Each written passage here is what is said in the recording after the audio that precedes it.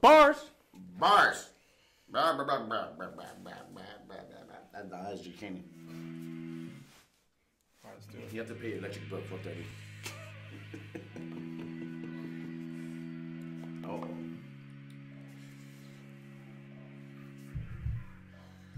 Oh, wait. It's all right.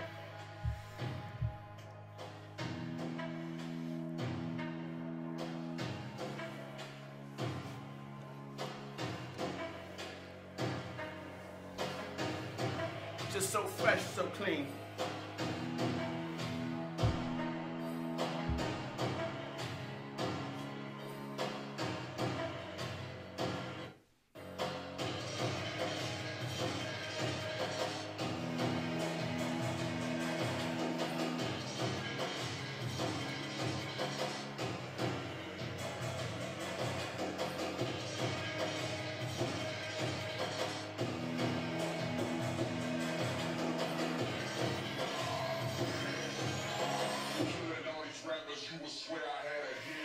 I hope you're up. I hope you had your coffee, at least some type of hangover medicine, because it's the Beard of Mo. Hello? Hello! No! I missed the part. I hope you're in your underwears watching us on your Chromecast, because this is amazing. This is the Save Yourself the Beard. And I'm Gio the Mo. And welcome to another fantastic Sunday here with us. And we're talking about absolutely everything and anything. And we want your comments. We want your likes. So if you have anything to say at any point in time, please comment down below. We're more than welcome to join us as we're here the Sunday after Thanksgiving. That's right. Hope everybody's doing good. Merry Thanksgiving, by the way. Happy Thanksgiving. Hope everybody had a good Thanksgiving. Had a good Black Friday. It's called White Friday. Okay. And everyone's going to have a fantastic Analog Monday. And yeah, so Beard of Mo, November 26, 2017. How to do? How to do? How y'all doing? Hope y'all doing good. We back at it. Back at it. You had a good week? I always had a good week. It was a good short week. Exactly. Did you work? I actually ended up working Friday for like a couple of hours, and we bounced. Me and my boss looked at each other. There was no car. Well, there was one car. Like, that's the traffic in itself. It was horrendous. Wait, horrendous. Traffic where? I-4. I-4 was horrible. Damn, was horrible. You were driving through all that? Oh, I drove through. I spent an hour and a half coming back from Lakeland to go, not even, right down OBT, which is usually a 45-minute drive. 45 minutes to 20 minutes, depending on traffic. But this day was like 2-hour, 3-hour drive. Yeah, man. So, we hope y'all doing good. We hope y'all had let us know. How was your Thanksgiving? Like, let us know. Did you have turkey? Did you have... What kind of food did you have? What did you have? What did you do? What you had? Explain. Okay, I went with my wife to her family's house. We had a great time. Shout out to her family. We had a great time, but it was really, really far away. It's like really far, like past like Key West. It's called Point Siena. So we had to pack our passports, and it was a road trip. Yeah. So we had to make sure we had water, and food. We had to stop for gas about 10 times. And then we got to Point Siena. It was a great time. I'm just glad they let us back in the country. You know what I mean? On the way back. So, shout out to Point Siena. Shout out to the fam. We had a great time. There was food everywhere. There was like more food than people. Like if like a second family showed up to have a second Thanksgiving, we'd be good. We went stock. There's a picture out there of how much family we had. We have my family. We had family from Jacksonville. Shout out to Joanna, my Uncle Bo, Lauren. There's just so many people. Robert, Jessica, Justin, Manny, Jennifer. I'm going to tag everybody. And we were at Champions Gate. Close to Point Siena. Yeah, close over there. Yeah. Same country. I had the same trip. I actually had trouble getting back in, so I had to wait a day. Yeah. But they rented a house, and there was, like you said, more food than people. Word. But there was also one thing. That's a good problem to have. They had more liquor than people that can hold their liquor. So it was wild. It was wild. Yeah. And the crazy thing is, the truly crazy thing is, personally, I don't remember when we were all together at one time for Thanksgiving. This used to be in New York. We used to have it all the time. Just be all together. How many people you think you had total? Shit. If it was 30, it might have been too little. I think it was a lot. Wow. Like Holy moly. 25. Let's give them It was 25. packed. What was it? Like, whose spot was in Champions Gate? Oh, they rented the house. Oh, word. They rented a vacation home. That's cool. And, bro, it was a big house. We actually ended up staying over that day because, not because I was drunk, it's just the drive was going to be horrendous. And it was an amazing time. I think the true meaning of Thanksgiving, not the whole program story, of being family being together was really like represented, especially that we've been apart so long. We all live either Miami, Jacksonville, West Palm, New York. I had people from New York come in. Mad food. What was your favorite food? The pernil. You had pernil? Oh, we had pernil. We had turkey. We had pernil. We had potato salad. You remember my mom's potato salad? Banging. Yeah, my mom's potato salad. Banging. But I think my aunt made it, but it was the same recipe. Yo, I'm down for all that, son. I love this time of year because there's food everywhere. And so. And the funny thing is, everyone goes up the first time being modest. You know how you go to, you're like, I want to make sure everyone has food. Second time, Did you eat? When you did the eat check. Did you eat? Right. Did you have mashed potatoes? They have, And you go, the mashed potatoes. yeah. You just start. You go round, and then you go round 2. The 3 time, bro. The 3 round. Round 2, round 3. Round 1 is like the warm up. Yeah, the appetizer. Yeah. And then you get your appetite up, you start building metabolism, you start sweating a little bit like, oh shit. You're like, all right. Is someone getting that last piece of pernil? I can get used to this. Yeah, man. And then you go in and you get that food coma, just like, shit aside, like. I think everyone skipped the food coma. Yeah. Really? Why? How? Well, let's say this correctly. Because Thanksgiving, we all chill. I think they got here Thursday. Wednesday, they all drank. So Thursday, they were all medium. It was Friday. I forgot about Friday is when they all got crazy. So they're already like pre-game. They pre-game Wednesday night, so Thursday they didn't really get wild. Oh, okay. We all were civilized people. Yeah. Friday. Drink on. Crazy. Drink on. I'm remembering because my days got mixed up. Yeah. But wow, bro. That's good, man. I'm glad you had a good time, man. I'm glad. Shout out to everybody. Let us know what you did. Like, what was your favorite part? What was your favorite food? Because Thanksgiving is cool, man. Give us some thumbs up and send us your address if you have leftovers still. We'll go over and try your food. Send us some Tupperware. But Thanksgiving, Black Friday. Did anybody jump on the Black Friday deals? Did you? Nah, I'm not into that, man. Honestly, first of all, I ain't got dough to spend now. Not even dough to spend. You're not really saving money. It's ridiculous. Black Friday used to be a deal. No, it's not anymore. Back in the day.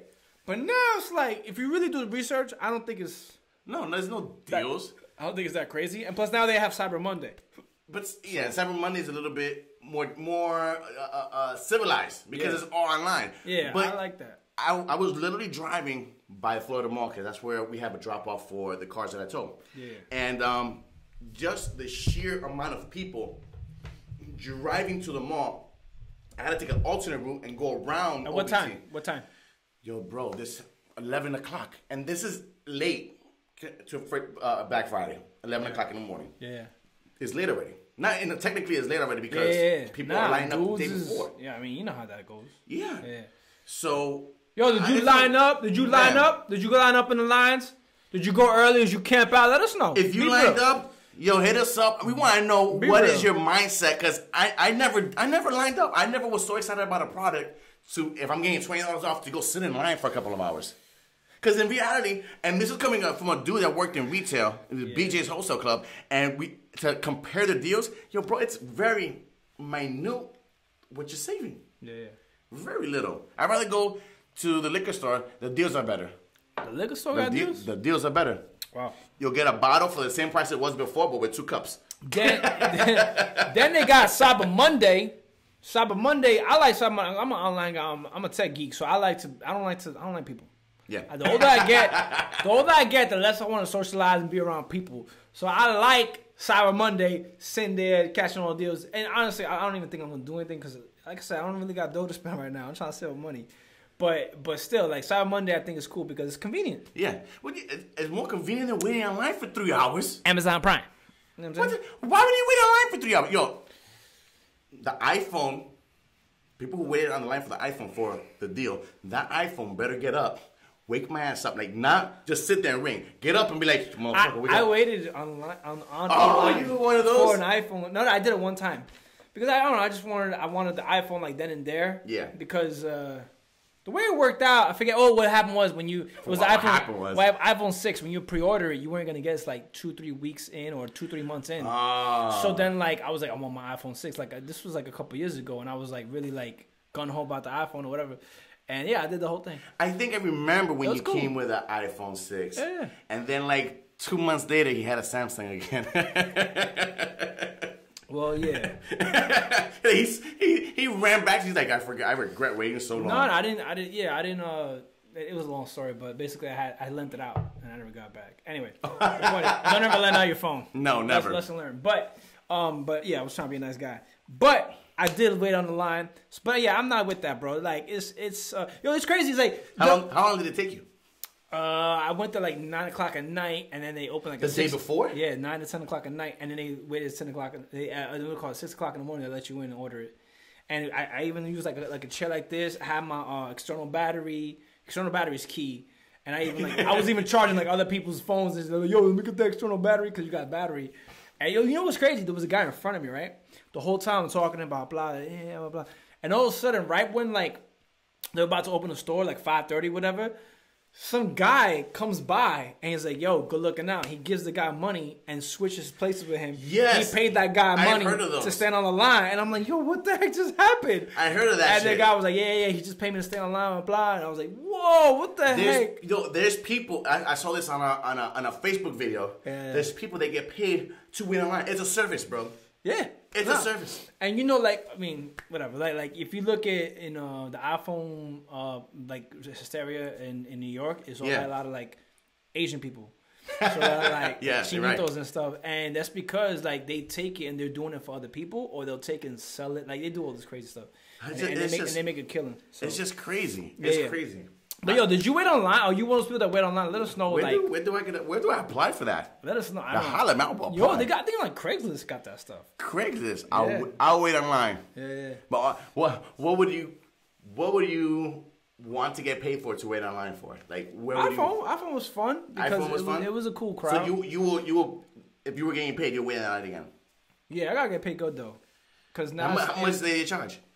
I don't know, but I gotta make at least $100. Like I think he paid the kid like maybe $40 or something. It wasn't a lot, but he was a young kid, so he was trying to make a buck. You know what I mean? So, but he was waiting to get. He already pre-ordered it. He was waiting for 2 weeks, trying to make that money back. Yeah. Sharing is caring. So that's right. So yo, let's jump into the movies. So.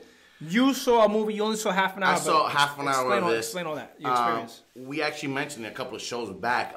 The Jim and Andy documentary where Jim Carrey is sharing his experience of what he went through as Andy Kaufman in Man on the Moon. What a lot of people, if you haven't seen it yet, what a lot of people don't know is that he embodied that character of Andy Kaufman. He actually said that when he found out he got the part, he was in Malibu by the sea. And he said that Andy Kaufman did some telepathic thing, came back and said, Jim, take a back seat. I'm going to make my movie. Yeah. And this documentary, just half an hour, and it's very inspirational. I speak with passion about this because Jim Carrey is my favorite actor, and I've always tried to emulate him. And the fact that he loved Andy Kaufman actually got me looking at the Taxi series and what Andy Kaufman done with the whole intergender wrestling and then Tony Clifton and all this stuff. And me just watching half an hour of this, I feel so inspired. And like, I remember what it is to embody a character, because us as comedians, when we try to do a character, whether it's Mabel Myrtle or whatever we're doing, we try to jump into it and be that character at all time. Absolutely. And just to see Jim Carrey truly throughout this whole process, and then I only saw half an hour, become Tony, become Andy. It just reminds me of the work that I want to do and how I try to embody a character. And sometimes, and this is what happened to Jim, you get stuck in that character. And a lot of method actors get stuck in. And I don't see Jim as a method actor. You know, He was then. He was then. Yeah. Well, at that moment, he was.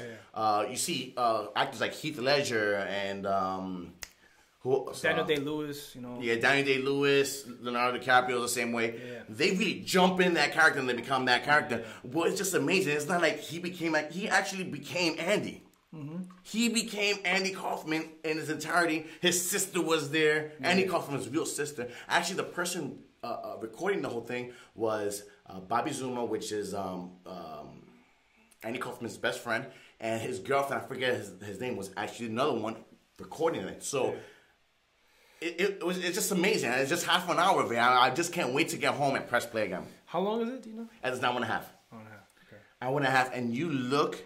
Gotta watch it. At these, you look at the video of the behind the scenes, and you look into Jim Carrey's eyes, and it's funny because you can, if you really follow Jim Carrey, you can see when he's joking around, or just by his mannerisms, you can see if he's there or not. When you see Jim Carrey as Andy Kaufman, you don't see Jim Carrey at all. You don't see Jim Carrey. And it's freaky, real freaky. Real freaky. But it's funny because I actually have a story. I was imitating with one of the kids, and everyone thought it was funny. And you know me, I'm an attention grabber. And I was like, I'm going to keep on doing this character. What were you doing? Imitating somebody. A kid? He was a little younger than us. And when was this? In New York. This is when I was first starting going to acting school, and I just try to imitate Jim. I try to imitate just regular people, just to get the concept of jumping into someone else. Yeah. Well, this kid, he talked like this, and he had his voice was a little funny, and and he was like 13. I'm 13 now, and I wouldn't thought it was funny, really funny. And he'll come by and be like, "Hey man, don't do that. You don't make fun of me." Yeah. And it's funny because I did it for so long. I did it for like a week straight, and I actually couldn't stop doing it after that. Like I woke up and I was like, "You're literally like my jaw." I had to like realign and reteach myself that I don't fucking talk like that. Yeah. Well, you touched on a very interesting topic because we've spoken about this before. We're aspiring actors. We've acted and we played characters. So, like, this is very interesting because I think it's very important to... no, it's fine. It's fine. It's fine if it's in a shot. Whatever. Or you could just... That's fine. Whatever. It's there. Who cares? We're sipping on it. Drink is in the shot. Anyway, so... it's just interesting. Like I want people to participate here. Like, it's very dangerous as actors. We've learned and we've discussed this about going into characters and diving yourself into a character and becoming a method actor. Like now that we've learned, now that's becoming kind of dangerous, and to know how to tell the difference and not tell the difference. Some actors can't tell the difference. Mm-hmm. Some actors don't know that it's just a character, and the method is to go in and then get out of it. Mm-hmm. Some people just stay in it. You hear these stories that they're in it, and they've been that character for 3 months, and they go home and to the kids and to the wife, and they're that character. And yes, it makes for a good movie, and it makes for a good performance. Uh-huh. But it's dangerous because you're playing with fire, because you're playing with your identity sometimes, and you forget who you are. Like you said, that you kind of like had to like convince yourself, wait, I'm not this person. I had to get back out of that. And I think this is very important about this movie. And I think this is now Jim Carrey. He's older now. He's more mature. He's more zen. He's more peaceful. Mm-hmm. And he's learned that himself is not these characters. Himself is who he truly is, who he is as a person, balance, peace, all that kind of stuff. And now he sees this experience, I think, as a learning experience. And he's like, wow, this is some really crazy footage. Let's release this. And he even said in the commercial, they didn't want us to release this because that's how extreme this was. Yep. So I think he's releasing it as kind of like a learning experience to teach people and himself that, hey, this is an extreme. Yes, he was an amazing performer in this. But at the same time, we need to learn the difference between reality and fantasy. Or and it's funny, entertainment. Not too long ago, we did a monologue for ABC Stars. And there was no really background on the character that the monologue I was reading, but the emotion was there. And I found myself trying to think of death because it was, the character I played was someone that killed. Morbid. It was morbid. Very... And I found myself the next day like, yo, let's jump out of this shit, bro. Yeah. You know, I felt it feels weird because it's not. I didn't even jump into the car. I just jumped into that emotion. And if you don't know how to jump out of it, it's dangerous. It's dangerous. It's very dangerous. I mean, look how much people are there that they say. Look. Example. They say depression is people who are depressed are the best comedians. Yeah.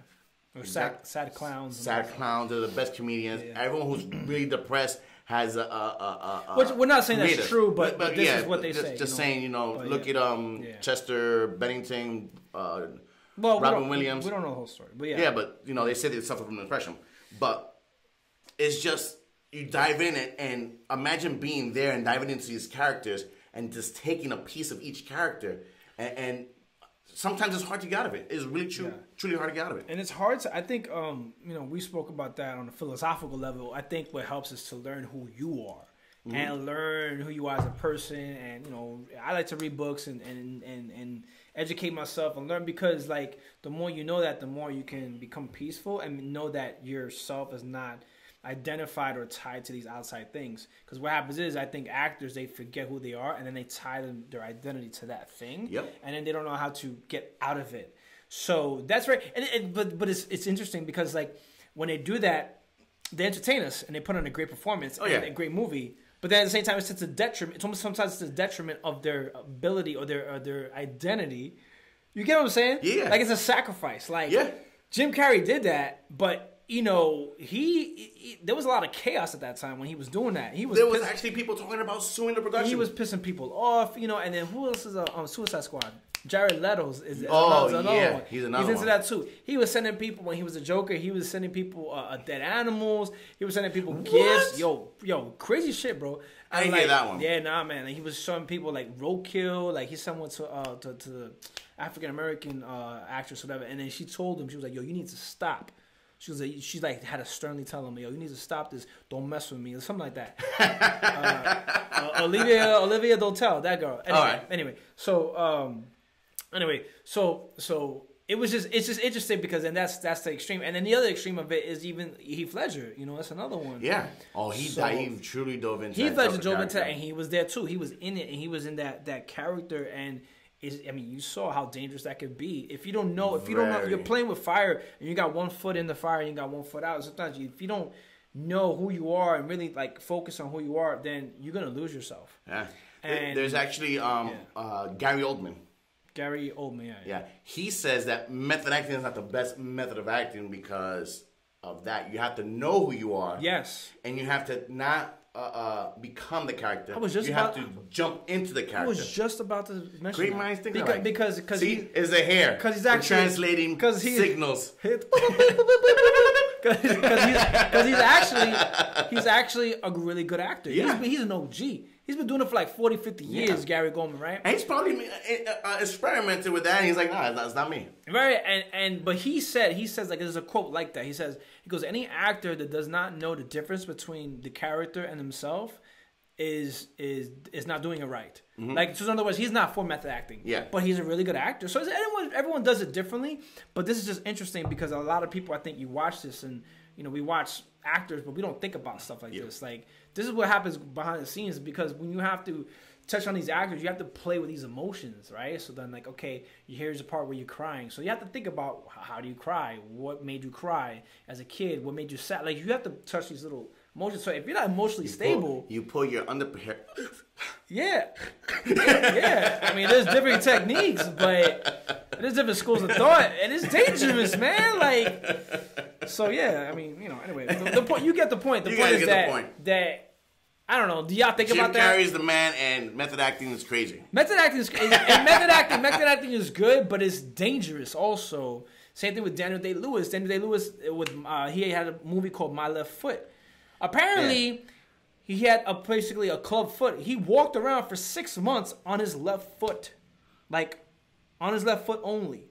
And then there was another one. I forget another guy that was blind. You play a blind guy, so the person's blind, and they walk around blind for 3 months, and that's cool. But like, you gotta when the camera shuts off, you gotta be able to go home and know, okay, I'm not blind no more.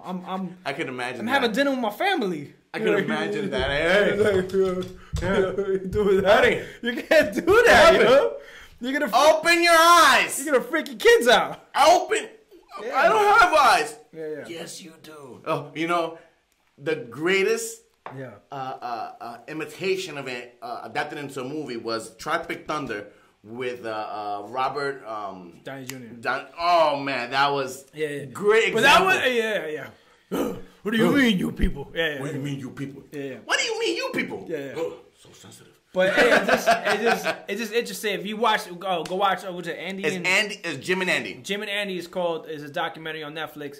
Just check it out about method acting. With a very special, verbally contractual special appearance by Tony Clifton. Yeah. Some people are joining. So Jim Carrey basically talks about his experience with Andy Kaufman and Man on the Moon and how he was super method. And it's just different because it's just interesting because now he's not like that. He doesn't do that. No. You know, so he's learned from these experiences. You know, these mistakes. So anyway, but very very fascinating stuff. Let's get to the next one. What?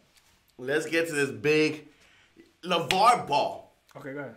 And Donald Trump are quote unquote in a war of words.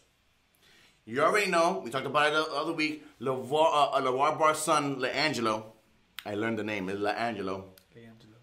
He and two of his friends from basketball, UCLA, they went and shoplifted in China. That carries a heavy sentence of 3 to 5 years or 10 years. They went to jail, blah, blah, blah. Trump was in an Asia tour, spoke to President Xi, or Xi, that's X-I, and got the kids out. Yeah. Well, the next day, after we talked about it, Trump went on Twitter president, and said, you think, into a certain extent, I don't know, I remember verbatim. I heard something of the mutterings of this. Yeah. You think they will say thank you. He's talking about LeVar. Not LeVar. The father. Not the kids. Oh, the kids should say thank you. Yeah. Okay. And I don't know what they did. I don't know what happened. But it became a war of words between Trump and LeVar Ball. Because you know LeVar Ball is not gonna stay quiet. He went and he's like, why should I say thank you? If you took them out of jail, put them on your plane, and they came back, I could say thank you, Mr. Trump. You just got them out of jail. Why would I say thank you? Wait, he said that? Yeah. Wait, but didn't he say something like you should have left them in jail or something? To some extent, yeah. That's some hard love, man. That's some tough love. To some extent. Yeah. Don't research it now, man. No. Here's because this is new. Oh, you have it set up. This is new. Okay, cool. So LeVar Ball said he's gonna send Trump some OZ2s, the 3 ball sneakers, so he could calm down. Yo, bro. He's gonna send him sneakers? So he could calm down. Yo, this is like a war of words, and it's just going in a crazy direction. Yo, this is stupid. So this is like one dumb idiot talking to another dumb idiot. Okay. How you think that his stock is going up now? Like, oh shit. Whose stock? LeVar? LeVar Ball stock. Come on, you know. I can't believe he said you should have left him in jail. Like, that's some tough stuff. That's some tough love right there. It's just like, yo, he's so like rough on his kids, man. What happened? So Trump goes, it wasn't the White House, it wasn't the State Department, it wasn't Father LeVar, so-called people on the ground in China that got his son out of long-term prison center. It was me. Too bad. LeVar is just a poor man's version of Don King without the hair. Just think, LeVar, you can have spent the next 10 to 5 years during Thanksgiving with your son in China. No NBA. What? Yo, so I think, but honestly, with this being said, the most like Donald Trump did it just for like a PR stunt.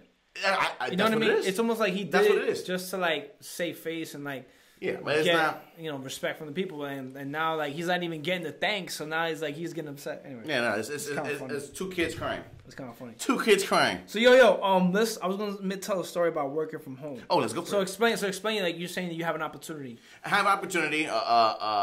Let's see where it goes. Working from home, and it's an IT thing, so let's see where that goes. But you said you have experience, because I never worked from home. Yeah, so this is a couple years ago when I first moved from New York, and I was living not too far from where you guys live. Yeah. And I was living over there, and it was a cool setup. Like I had, it's a regular computer help desk, whatever. Have you worked from home? Let us know your stories. I want to hear about. I know my brother-in-law works from home. Because work from home is kind of cool. But anyway, so I had like my own little. I had my own house. I rented out a house with my cousin. So we kind of like lived, like alone, But then So anyway, so working from home is you have to have your own room. That's the thing. You have to have your own room. You have to have peace and quiet. Because sometimes you're with people, okay, and you live with people, but they don't understand, especially early on. This is about 8 years ago. No one understands the concept of working from home. They're thinking you're home, but they could talk to you and start. Nah, man, I'm working from home. It's like a shift. It's like I'm doing 9 to 5 on this. You know what I mean? I'm here, but I'm not here. Yeah. You know what I'm saying? So then I think my cousin moved out. My cousin JJ moved out, but then I was living with either my parents or I was living by myself, something like that. So then my grandma lived like down the road. Okay, so what happened was I had like a phone call, right? I had a phone call, and you would have it so you have like a headset, and you do this, you do like, okay, they even call tech support, hey, can you click on this, click on that, and you remotely help them, whatever. So I'm doing this, right, and I can hear my abuela, she comes in because she's checking on the house or whatever. She checks the mail, she makes sure that everything's cool, whatever. So I'm working, right, and then all of a sudden I hear, Gio, comiste. Gio, did you eat? And I'm like, oh my God. Like, I'm like on the phone with a client, with like a customer. And I'm like, can I put you on hold for 1 second? And I put him on hold. And I had to mute them, mute or whatever. And I'm like, Grandma, I'm working. Oh, okay, está bien. Are you sure you don't want to eat? And like, she kept on doing that. I'm like, oh my God. And then like the customer could like hear this. I kept going in and out. And I'm like, Grandma, I don't want to eat. Well, then what did you eat? You ate already? What'd you eat? Like that. She kept like, okay, I'll be back later. I'll see you later. Okay, love you. Bye. Like that. She just kept doing that, yo. And like, it's just so funny because she didn't understand the concept of me working from home. And I had to like, I was just so embarrassed, but it was so funny, like, looking back. But working from home is cool because you got your freedom, but then there's times where people don't understand. Yeah. So I hope that if you're working from home, that people do understand, okay, you need to be, by yourself. No one needs to disturb you. Because it's just a different, like, even my wife, works from home, and I try my best to not. I only disturb her or interrupt her if, I'm knocking on the door. I'm like, okay, I'm going to leave. I'm leaving the house, goodbye, blah, blah. Like, I'm very respectful because I know how it is, you know what I mean? But anyway, it's just funny, man. It's going to be an experience. Yeah. I wonder if anybody else has, like, working from home experiences. Because, like, that was funny, man. And then, like, my dad did the same thing, yo. And it's funny, my dad and my mom moved, like, shortly after. They moved from New York. Yeah. And I'm working from home, right? So I'm working from home, and I still got the headset. I'm doing the thing. And the same thing. My dad goes, Gio, you want to eat? I'm heating up some soup. You want some? I'm like, Dad, I'm on the phone. Like, it's so weird, man. They don't understand. I'm like, I'm working from home, talking to a person. Like, I'm not, you don't understand. ¿Qué tú estás mirando? What are you watching? Yeah, I know. What are you watching? It's so funny, man. Be careful with you. Yo, sometimes, and I used to take, like, you have a phone, I would take the phone with me, like a cordless phone. Yeah. Because you have to hook it up to, like, a headset, but then I would have it with me, and I would walk around. So I would walk around sometimes, and I'd go to the living room, and I'll put my phone on mute, so that, when a phone call comes in, I could hear it, and then I'll start running back in. And a couple times I'll be watching like ESPN with my dad in the living room, and I'll be eating a sandwich. All of a sudden I hear, and I have to like run. I have to run in the bedroom and I close the door, make sure it's quiet. I'm like, hello, thank you for calling tech support, like that. And then like this is it. You call tech support and you have no idea that you're like the dude's like in his pajamas with potato chips on his chest. He's got sauce. You're like, yeah, click on, is it plugged in? Control Alt Delete. Control Z. Did you restart it? He's like that. He's try to unplug your phone. Yeah, he's watching. He's watching like Walking Dead or something. Anyway. But that's funny. When you call tech support, sometimes what you get. You can imagine that you just interrupted. Oh, thank you for calling tech support. You just interrupted Walking Dead. Yeah. Negan was about to kill Glenn. Yeah, you'd be like in mid sentence or so. So can I put you on hold? This is the best part, man. I wonder if that's ever happened. I wonder if that's really ever happened. I know because there's some people that are truly into movies and they're like, fuck, and they have no inhibition. And they're just like, not inhibition, they have, what's the word? They're just carefree. Yeah. Like, yo, hold on. Try this for a second. Let me just press play one more time. Yeah. I would have like ESPN, like Sports Center, or like some playing like all the time. I know for a fact I went to, tech support. And it's funny because I never went to a house where someone was working home. Danny works from home. Yeah. And I went to his house one time. Don't know what I was doing there. It was probably for a bag. It was something. Yeah. And he has ESPN. But it's on mute. And he's on the phone. He's just like. So he's working. Yeah. And he has ESPN. Right. That's what I'm saying. But it's funny because he's talking. And I'm there. Yeah. I'm waiting for him. And I'm just like. Yeah. I felt kind of violating his space. Like, what? Why I know you're not supposed to talk. Yeah, like. You know what I'm saying? Like he's on the phone. I can't even go down my phone and put Facebook and watch a video. Nah, like, yeah, that's what I'm saying. So it's crazy because we call tech support sometimes, or you call to check up on your account or your Capital One card or your Chase Bank, and some of these tech support jobs are like, you know, a dude in his pajamas or his underwear, you know, looking on the screen. And that's what I'm saying. You don't know that. And like I did that. I was that dude, man. I'm letting you know. Yeah. Like I was eating a sandwich while I was like helping somebody. Yeah, no problem. Restart. I used to be the telemarketing guy. Yeah. Hello, may I speak to the owner of the house? Oh my God. Oh, yeah. Thank you. You're the owner. Well, let me let you know that I could get you some great insurance today. Do you have some time? Click. I had that same thing. I had a telemarketing job too. Can I speak with the decision maker of the household? Like, bro, that was the worst, man. And you don't even know the name because sometimes it's just a phone number and not the name.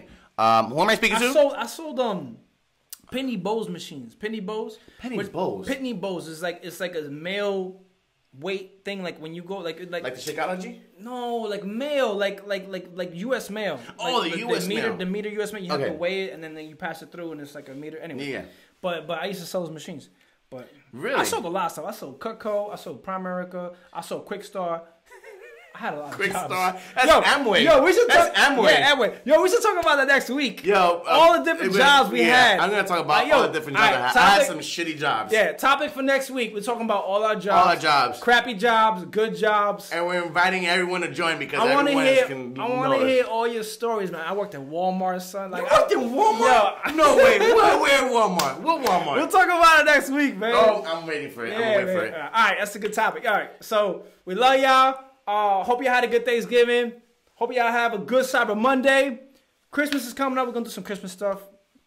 Yeah, we got to do that. We got to do next week. And, all right, so next week, get some stories ready for your worst jobs, your job experiences. I want to know all the little jobs, the little tiny jobs you've had. All right? All right. Well, everyone, have a great weekend. Just do what you got to do. All right. Don't All right, like, share, subscribe. Like, share, subscribe, comment. Give us some hearts, some thumbs up. Give us some hearts, some thumbs up. We love y'all. See y'all next week. See y'all next week. Peace. Peace.